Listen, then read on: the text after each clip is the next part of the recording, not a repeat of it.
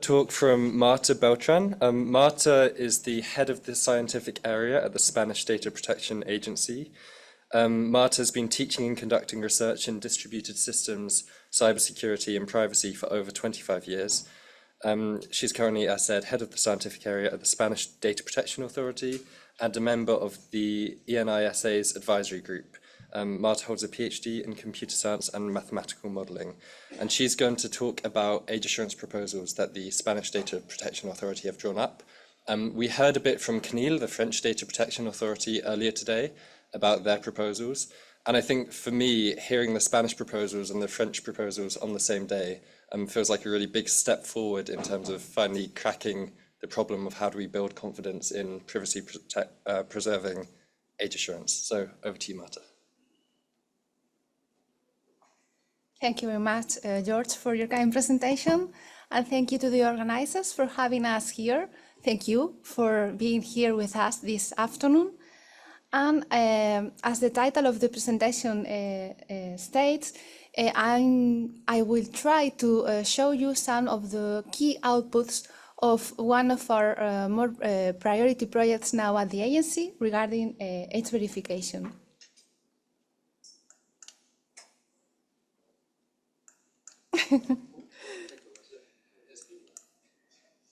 Is the next button?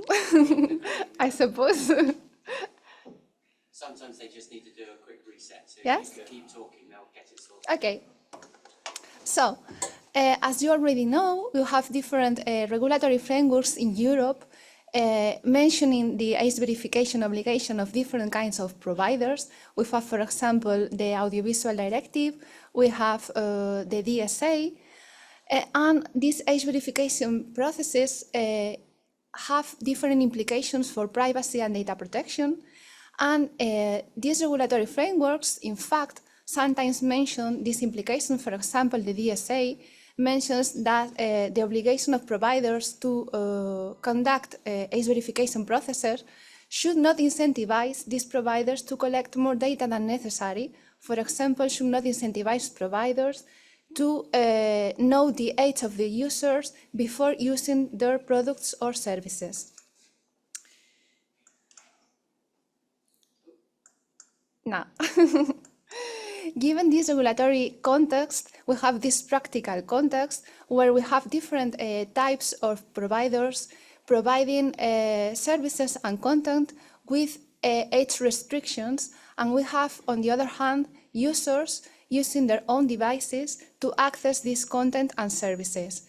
Given our general purpose of protecting children and teens and young users from inappropriate content, I would like to emphasize that age verification solutions are one measure, but not the only measure. So these solutions must be integrated, must be interoperable with, for example, solutions to tag or label contents and services, with blocking or filtering solutions, and so on. But the focus of our project at the beginning were age verification solutions. We wanted our research to be based on evidence, so we began our project with an evidence gathering process. We analyzed the market, we analyzed different solutions, and we tried to conduct a threat modeling process. I'm not going to be exhaustive here because we have time limitations during this presentation, but in the following months, we plan to publish this exhaustive threat modeling we have performed on real solutions. And I'm going to show you here a summary in the form of an infographic with the main threats we have identified and the risks these threats poses to users. As you can see, we have identified in the market different solutions for the age verification problem. We have self-declaration to the content provider. We have also direct interaction between the user and the content provider. We have cases where the content provider use estimation. In other cases, the provider use verification. And finally, we have found many cases where the content providers become themselves unrelying parties because they decide to outsource the problem to a specialized provider. a specialized provider that can act as a proxy, as an intermediary between the user and the content provider, or as an external assurer, external trusted source of the estimation or the verification. As I told you before, conducting a threat modeling process to all these different alternatives found in the market, we have found different threats. For example, you have here the lack of adequacy, when there is not certainty about the verified age. We have also the threat of identification, when the provider, both the content provider or the third-party provider responsible for the verification or the estimation may infer the real identity of the user, of the natural person trying to perform accesses. We have also non-repudiation threats and linking of activities across different services. We have the threat of detection. We have the threat of disclosure of information, appropriation or transfer. And we have, of course, all the threats regarding loss of control. Some of these threats imply potential infringements of the GDPR, and all these threats imply also risks for the rights and freedoms of all the users in the internet, both children and young people and adults. For example, when we are thinking about the lack of adequacy, we can find risks for the minors' best interests, because we can have minors, we can have children or young people accessing inappropriate content, because if the provider thinks that the age of the user is above the age restriction threshold, the user is going to have the access granted, but we have children. So the lack of adequacy is a major risk for the minor's best interest. But we have also, with this lack of adequacy threat, problems for the risk, for the right to freedom of communication, information, and expression in adults, when we have the opposite case, when you are an adult, but the solution says that you are a children, and you have limitations for your right to access to some content or service. We can see here other risks to rights and freedoms revolving around these different technical threats. And you have also here the link to the infographic with the summary of all these threats and all these risks, because we have published this summary in our website. Once we understood the threats and the risks posed by the current solutions in the market, we decided to provide some kind of recommendations or guidelines to all the agents involved in this ecosystem of age verification in the form of a decalogue. You have here our decalogue of principles. These principles are not new. These principles come from the GDPR, mainly from the GDPR, but they are very specific for this use case, for age verification. So as a data protection authority, one of our competencies is to help different agents to comply with GDPR. So this document must be understood as a help, as an enabler to provide guidance and recommendations to the different providers and make for them easier to comply with the GDPR. But as I'm telling you, these principles are not new, are grounding of the GDPR in this specific use case. And these principles should not be understood independently, but addressed all together, the 10 of them. We have principle 1 regarding the right to integrity of minors, of children and young users. In principle 1, you can see how we are stating that age verification systems should not be used to identify, to track, or to locate children or young people over the internet. Because if we know who is a child, where is this child, we are going to have basic problems with safety, and we are not protecting the right to integrity of these young users. So this principle 1 may seem common sense, but we are finding solutions in the market that don't respect this first principle of our decalogue.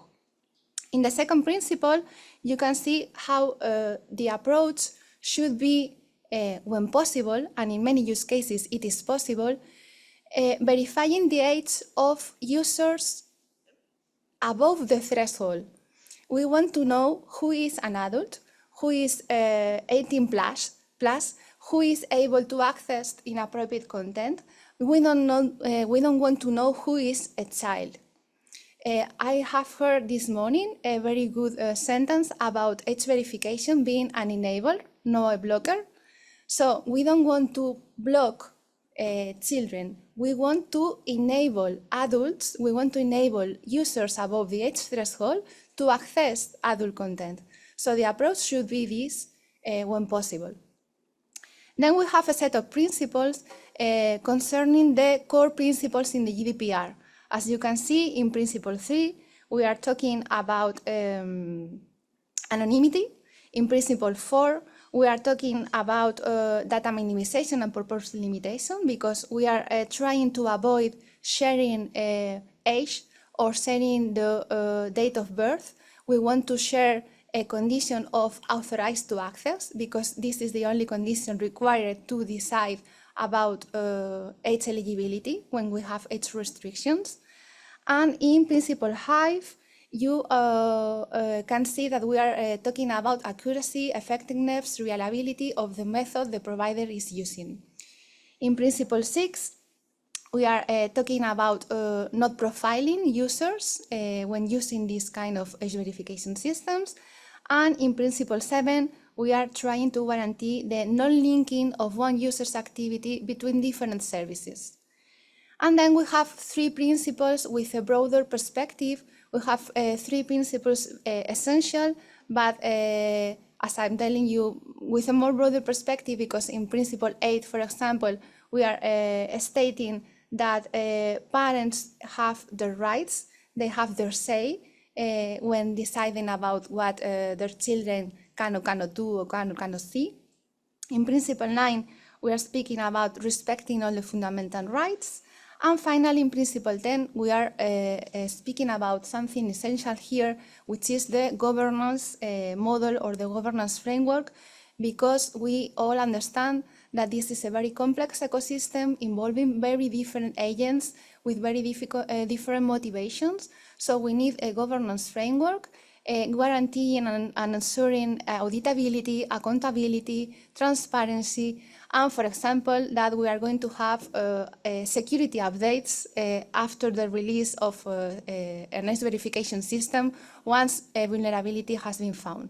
So this governance is essential to provide users trustable age verification systems. Once we proposed this decalogue, we decided to make something new, and we decided to try to prove that it's possible to build age verification systems complying with the decalogue, because this is something that usually happens to data protection authorities when we say you must comply with these principles, you must comply with these guidelines, with these recommendations, with these rules. And sometimes industry actors come back to us saying, this is impossible, we cannot do this, this is not going to work in the real world. So we decided to test our decalogue, we decided to produce some demonstrators or proof of concepts to see if it was possible to build age verification systems complying with our own decalogue. So the idea here was not to produce something ready to go to the market. We are a data protection authority. We don't want to produce commercial solutions, but we wanted to propose something as an element of analysis, as a source of inspiration, helping providers to understand what they can do and what they cannot do. And we wanted also to bring something new to the table, because when analyzing the market, we found that all the available solutions are very similar, with always repeating the same architectures and the same technical models. And we wanted to try something new, something different. In our case, we wanted to solve the age verification problem without leaving the user's devices. We wanted to see if this was possible. So you have here again. Have here again the links to all the materials we have published in our website. You have a technical note with the details of the proof of concept. You have a frequently asked questions document, which we are constantly updating and evolving because we are having a lot of meetings with different actors in the public sector, in the industry, NGOs. So we are trying to update this document with the questions more often asked. And you have 3 videos with the 3 different proofs of concept we have produced. The first one is a demonstrator with an Android smartphone. The second one is a demonstrator with an iOS iPhone. And then we have a demonstrator with a laptop with a Windows operating system. In our proof of concept, we decided, as I told you before, to solve the problem without leaving the user's device. So the core of our solution is an age verification app. It's important to understand, I would like to emphasize this, that children do not need to install anything on their devices because our approach is to verify the age of adults, of people above the age threshold. So children don't need to install anything. In fact, adults that don't usually access adult content don't need to install anything, but if you want to access services or content with age restrictions, you are going to need this app for age verification. This app for age verification can work with different trusted sources to have as an input the date of birth or the age of the user. For example, we can use physical identity documents, identity cards, driver licenses, or passports, for example. We can scan them or we can read the NFC chips they always include at the moment. But we can also use digital certificates as the source of the date of birth. We can use, for example, wallets like the future EIDAS European wallet. We can use QR codes provided by the police, for example, or the government. In the different countries, we are going to have different trusted sources for this data from the user, which give us the date of birth or the age of the user. But as you can see, this data is going to be managed by the age verification application installed in the user's device. The idea, the high-level architecture, is to have providers with age restriction contents or services providing this content to the user devices. And when the content is for all audiences, browsers and applications used to access content are going to work as normally, as nowadays. But when we have an age restriction, it's going to be a communication with the age verification app. Is this user authorized to access? I need to know this because the content or the service is going to be filtered or blocked in the user's device until we have this authorized to access condition. So we have now 2 different options.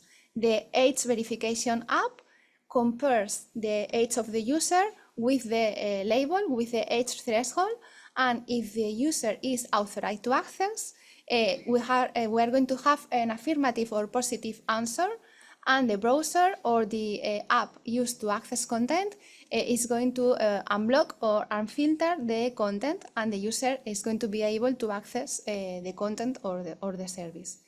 But if we have different situations that prevents the age verification app to provide from providing an affirmative or a positive answer, the content is not going to be shown.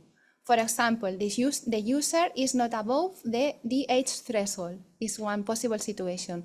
Or the user decides not to consent to share the age or this authorized to access condition with the provider.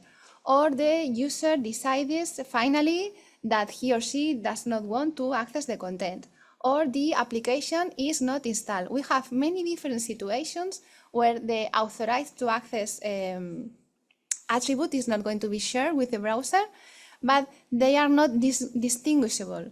Okay, we don't know for sure if the user is under the threshold. It could be one of these situations, and we have no way to make distinctions between them. We are not saying that this is the solution. We are saying that this is one possible solution. What we want to do is to demonstrate that this is possible to build age verification systems complying with the GDPR and our Decalogue. But we are going to be very happy if different actors come to us with different proposals and trying to design different solutions. But as I told you before, it was really important for us to have at least one solution complying with the Decalogue and bringing to the table a different architecture and a different approach, in this case relying only on the user's device. But we are now promoting in Spain having different alternatives, both public and from the private sector. Some of them are following our lead and are trying to use the same architecture, but the rest of them are proposing new alternatives and different architectures, complying also with our Decalogue. So it is possible to have different alternatives. And as the Kinil colleague said this morning, we need different alternatives because we want to advocate for inclusion, and not all users are the same. Not all users have the same digital literacy or the same devices or the same concerns. Some of them are going to prefer public solutions. Some of them are going to prefer to go to the private industry. So this is not the only possible solution for us, but it's a way to demonstrate that this is possible. Okay, about our next steps. This is the only document I am showing you that is only in Spanish. Sorry, because all of them were in English, but this is in Spanish because this is a national strategy, but automated tools for translation are increasingly working better. So I guess if you are interested in reading it, you could use some of these translation tools.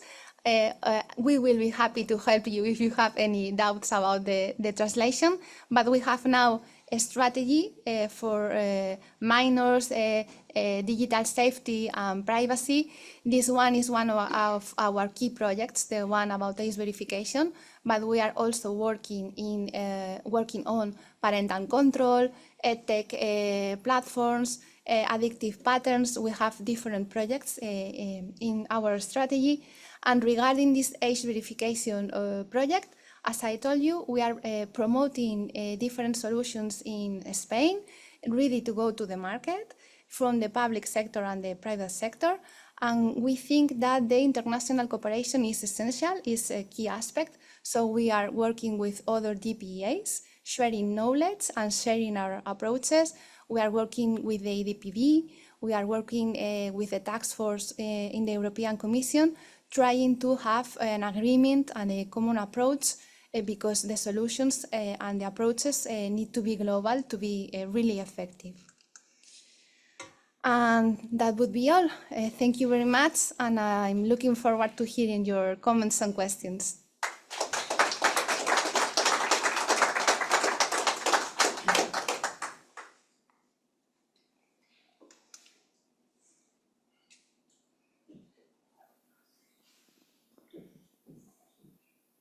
Thank you, Ian. Thank you very much for the presentation. My name is Chloe. I work in child safety at TikTok. I'm aware of this initiative and spoken with many of your colleagues. I think one of the questions for me is the need to not know the age. I think I just wanted to sort of get across that for us it's important to know the age, or at least a sense of an age band. Just because of the design of the platforms like us, is very much sort of based around age-appropriate settings. So the settings for a 13 to 15-year-old are different for a 16, 17 or 18, default privacy settings and so on. And so I think for us it's important to still try and ascertain at least a sense of the age, even if it's not the date of birth, because that helps us put the children into the correct category for safety settings. But we really welcome the initiative to like develop a harmonized approach on this, because I think that's the only way forward, is to have a solution that not only respects child rights, but also in terms of privacy, safety, but one that can work interoperably across platforms, across geographies as well. So thank you. Thank you, Chloe. First of all, we should think that this use case you're speaking about is the different use case.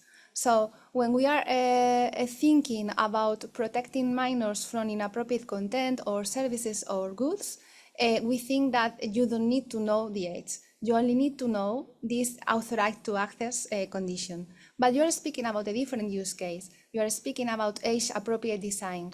So the discussion is a little different, because we should then to analyze if it's necessary to know the exact age or the age range of your users to provide this kind of age-appropriate design.